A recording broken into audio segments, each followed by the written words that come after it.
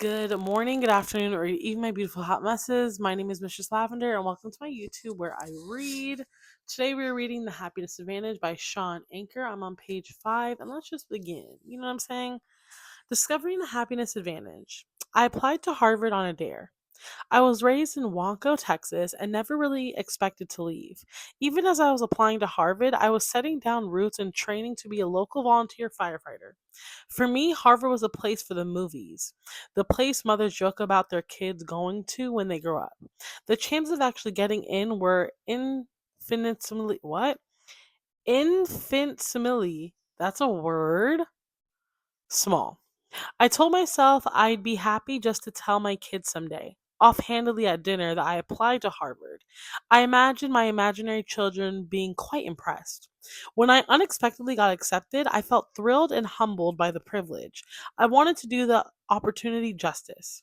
So I went to Harvard and I stayed for the next 12 years.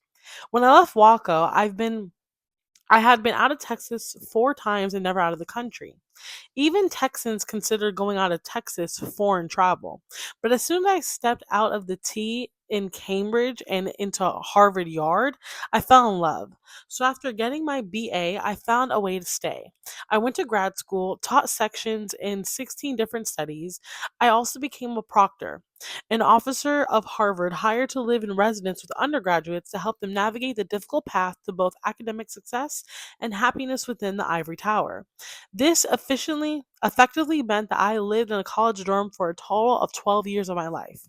Not a fact I brought up on the first date.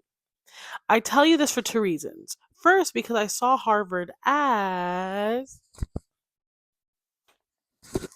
such a privilege, it fundamentally changed my brain. It suddenly what? It fundamentally it fundamentally changed the way my brain processed my experience. I felt grateful for every moment. Even in the midst of stress, exams, and blizzards, something else I had only seen in the movies. Second, my 12 years teaching in the classrooms and living in the dorms afforded me a comprehensive view on how thousands of other Harvard students advanced through the stresses and challenges of their college years. That's when I began noticing patterns. Paradise Lost and Found. Around the time that Harvard was founded, John Milton wrote in Paradise Lost, the mind excuse me. The mind in what? The mind is its own place, and in itself can make a heaven of hell a hell of heaven. 300 years later, I observed this principle come to life. Many of my students saw Harvard as a privilege, but others quickly lost sight of the reality and focused only on the workload, the competition, the stress. They fretted incessantly about their future. Despite the fact that they were earning a degree that would open so many doors, they felt overwhelmed by every small setback instead of energized by the possibilities in front of them. Af- after watching enough of those students struggle to make their way through, something dawned on me. Not only were these students the ones who seemed most susceptible to stress and depression, they were the ones whose grades and academic performance was suffering the most. Years later, in the fall of 2009, I was invited to go to a month long speaking tour throughout Africa. During the trip, a CEO from South Africa named Salim took me to Soweto, a township just outside of Johannesburg, that blah, blah, blah, blah, blah. A township just outside Johannesburg that many inspiring people, including Nelson Mandela and Archbishop Desmond Tutu, have called their home. We visited a school next to the shanty town where there was no electricity and scarce running water. Only when I was in front of the children did it dawn on me that none of the stories I normally use in my talks would work.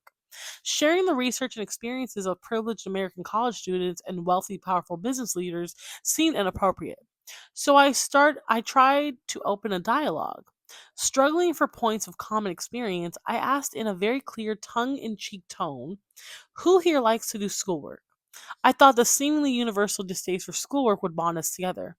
But to my shock, 95% of the students, 95% my, of the children raised their hands and started smiling genuinely and enthusiastically. Afterward, I jokingly asked Salem why the children of Swatu were so weird. They see schoolwork as a privilege, he replied. one that many of their parents did not have. When I returned to Harvard 2 weeks later, I saw students complaining about the very thing the Swelto children the Swelto students saw as a privilege. I started to realize just how much our interpretation of reality changes our experience of that reality. The students were so focused on the stress and the pressure, the ones who saw learning as a chore were missing out on all the opportunities right in front of them. But those who saw attending Harvard as a privilege seemed to shine even brighter, almost unconsciously at first, and then with ever increasing interest.